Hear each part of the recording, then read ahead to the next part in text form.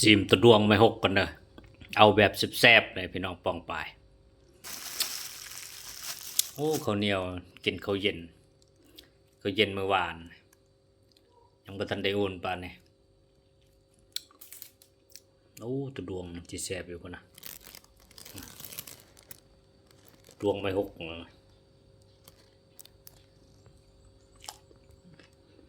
อืมอืม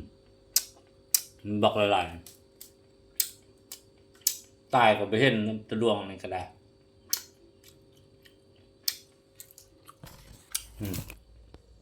ความลาย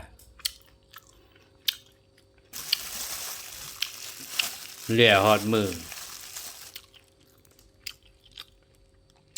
ความแซ่บนะ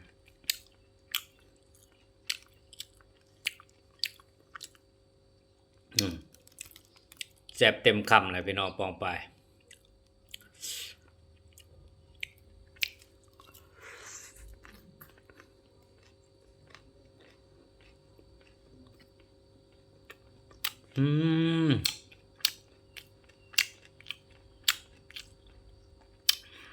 ถึกแก็บมาถึกทางแล้วนะ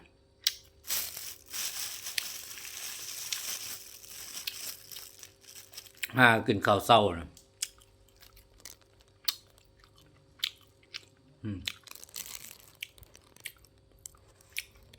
แซ่บเต็มคำพี่น้องปองไปตัวดวงไม่หกใหม่ๆแซ่บๆร้อนๆก็ครัวแล้วเดี๋ยวนี้นั่นแหละ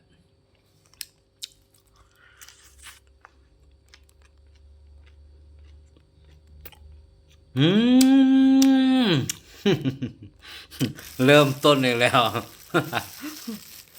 เป็นแต่ปัญญาเก่าแล้ว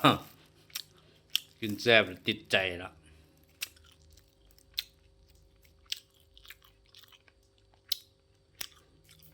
พันละหน้าบ่ได้ล่ะความแซ่บนะ บ่มีกระดาษที่เขียนใส่แล้ว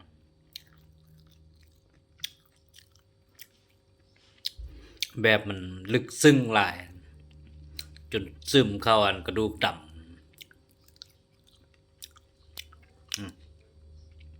เฮ็ดคำแบบพิเศษเนี่ยนะ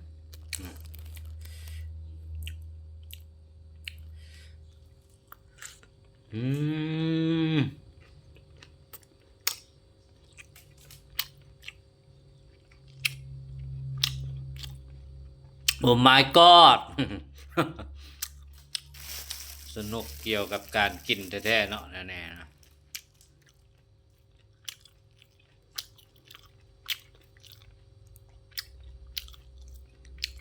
เลือเสื้อความแซ่บบ่อยากจะเสื้อเลยแต่มันเฮ็ดให้เสื้อเลยเนาะ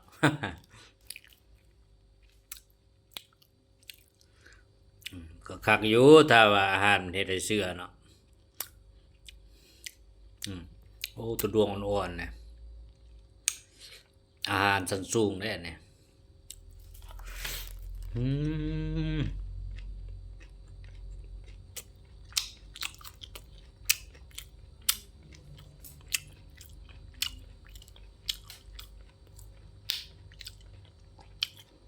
จึกใจในอาหารของป่าของดงเนาะ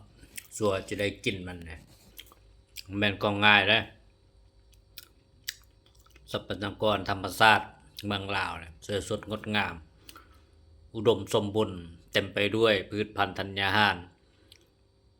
ว่ามีครบทุกสิ่งทุกอย่างแหละทรัพย์สินในดินทรัพย์สินในน้ำเนาะคันพวกเขาพากันปกปักรักษาเนี่ยโอ้ซ้ำจิกินอาหารการกินอยู่เมืองลาวเนี่ย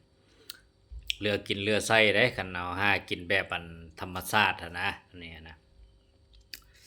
คันเอาอนุรักษ์แล้วก็สงวนแล้วก็กินตามมันความพอเพียงนะก็เลือกินเลือไส้ได้คันเอาปกปักรักษาช่วยกันเนาะบ่ได้ไปลาแบบอันใส่อันแบบอันทำลายบ่หรือว่าไปซอดไปหยังมันนะความหมายนะในบางคนไปหาปลานี่นั่นก็ไปเอาไฟฟ้าไปซอดเอาระเบิดไปหยังได้มันก็ บ่อยากคักปานใดแล้วมันก็เฮ็ดให้สูญพันธุ์นั่นแหละอันนี้นะเฮาจงปกปักรักษาช่วยกันสำคัญที่สุดเด้อันนี้นะตัวนี้มันจะรวมไปถึงการอนุรักษ์รักษาสงวนไว้เพื่อลูกหลานเล่นลอดล่อนได้ตัวนี้นะเพื่อว่าจะเฮ็ดให้เขาเกิดมาเนี่ยมีชีวิตเนี่ยอุดมสมบูรณ์นะทรัพยากรธรรมชาติอย่างสัตว์สาวสิ่งอย่างก็ แบบมันจะมีเรือกินเรือไส้นะคันเอาหากินแบบธรรมชาติบ่ไปทำลายมันอย่างนะส่วนลูกส่วนหลานเนี่ยเขาเกิดมาก็หาอยู่หากินก็หรือว่าเลี้ยงชีวิตเขาแบบด้วยความอุดมสมบูรณ์เนาะสุขสำราญอย่างหากินแบบง่ายนะความหมายเพราะว่ามันยังก็อุดมสมบูรณ์หมดแล้วเด้คือตัวปลาอย่างก็มันก็แพร่พันธุ์เนาะหลาย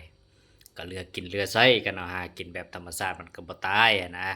กันเอาไปช็อตไปใส่ระเบิดอันนี้นั่นมันก็คือว่านะมันก็สูญพันธุ์หรือว่ามันตายไปนะคันนั้น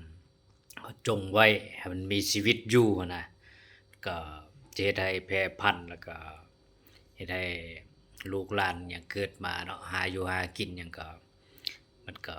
ใช้ชีวิตแบบอาหารการกินหยังมันก็จะเต็มไปด้วยภูเขาอูป่ามีหยังนั่นแหละเนาะนี่นะแบบ